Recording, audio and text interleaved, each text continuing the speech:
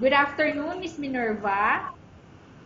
Good afternoon, ma'am. Okay, Miss Minerva, can you tell me about yourself?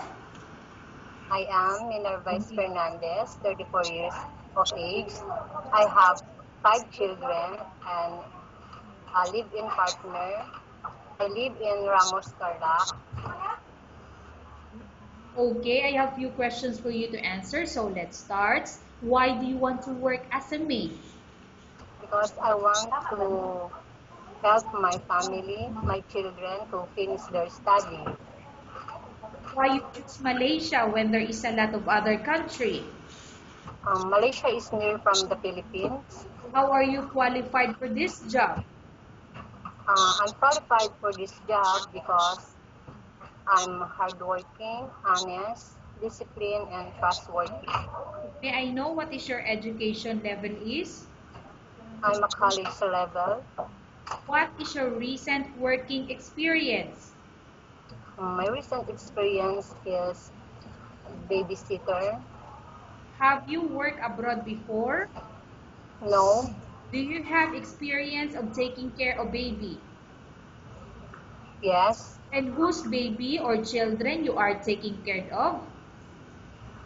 Um, I know how to taking care of them and I know how to feed them. Okay, but I'm asking about the experience. So you mentioned that you have experience at taking care of baby and children. And whose baby or children you are taking care of? Um, the last is my baby, my own.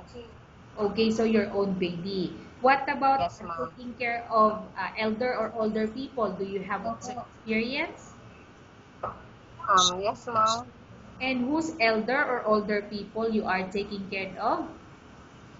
The elder is my grandmother. How old is your grandmother when you take care of her?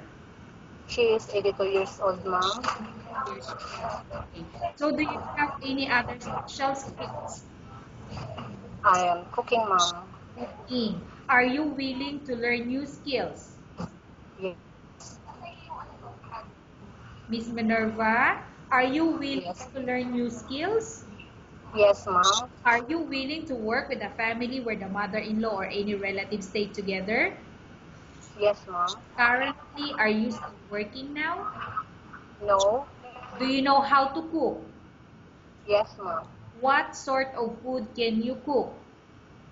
Filipino food, Can you please tell me what Filipino or dishes that you can cook? adobo, adobo, Miss Minerva? Okay, so you ma'am. mentioned adobo. What else?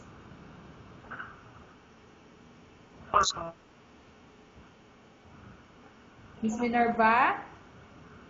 Yes, Okay, can you please tell me what Filipino food that you can cook? adobong, adobong bag. So, all about adobo. You can cook. Yes, ma'am. Are you aware that you will have to do washing, cleaning, ironing, and cooking? Yes, From all the house chores or household work such as cooking, cleaning, ironing, and washing, which do you like most? cleaning, ma'am. If ever you were selected to work in Malaysia, who will take care of your kids? My mother, ma'am. You are not allowed to use handphone during working hours. Yes, ma'am. You are only allowed to use handphone after you finish all the works and when going to bed. Yes, ma'am.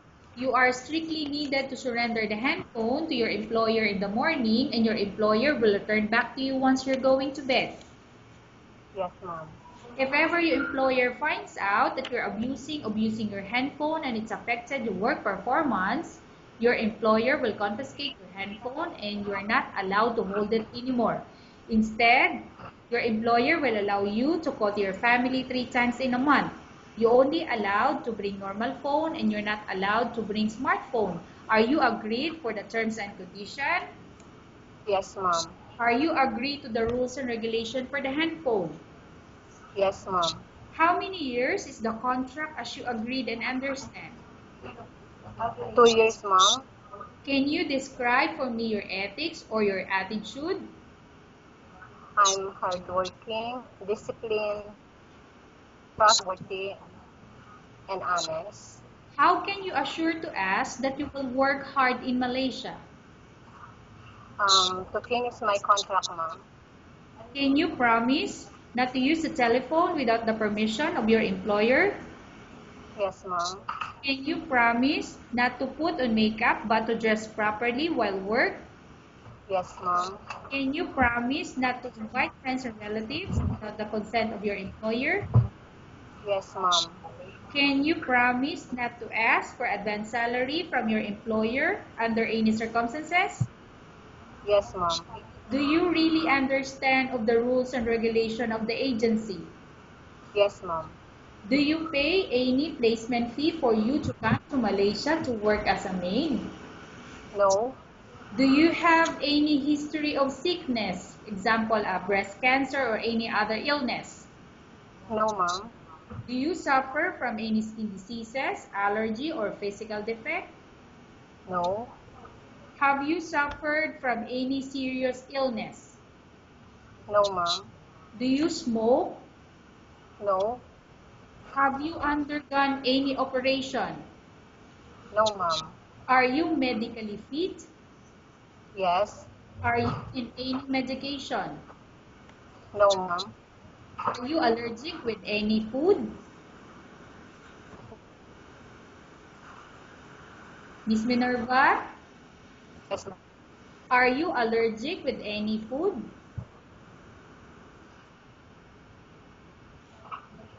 Miss Minerva, Yes, ma'am. okay, I will just repeat the question. Are you allergic with any food? No, ma'am. Are you prepared to work for the employer of any race? Yes, ma'am. Are you prepared to eat the type of food taken by your employer? Yes, ma'am. Are you afraid of being left alone in the house? No, ma'am. Are you afraid of dogs or other pets? No, ma'am. Can you promise to work according to instruction from your employer? Yes, ma'am. Do you have any immediate family working in Malaysia? No, ma'am. Okay, Ms. Minerva, we have finished our question section. Let's go to case study. I have a case study for you and want you to answer me truthfully. Upon arrival in Malaysia within 6 months, if ever any of your family members pass away, what will you do? Will you continue to work till finish your contract or you will go back? I will continue my work, ma'am, till I finish my contract. Okay, tell us about yourself and why do you want to work in Malaysia as domestic helper? Pardon, ma'am. Tell us about yourself and why do you want to work in Malaysia as domestic helper? Ma'am, if you choose me as your maid, I try my best to work hard and finish my 2 years contract. Okay, Miss Minerva, what do you want to tell to your employer who's watching your video? If you choose me as your maid, I try my best to work hard and finish my 2 years contract. Okay, thank you very much, Miss Minerva. We will update your agency if there's any selection made by the employer. Thank you, ma'am.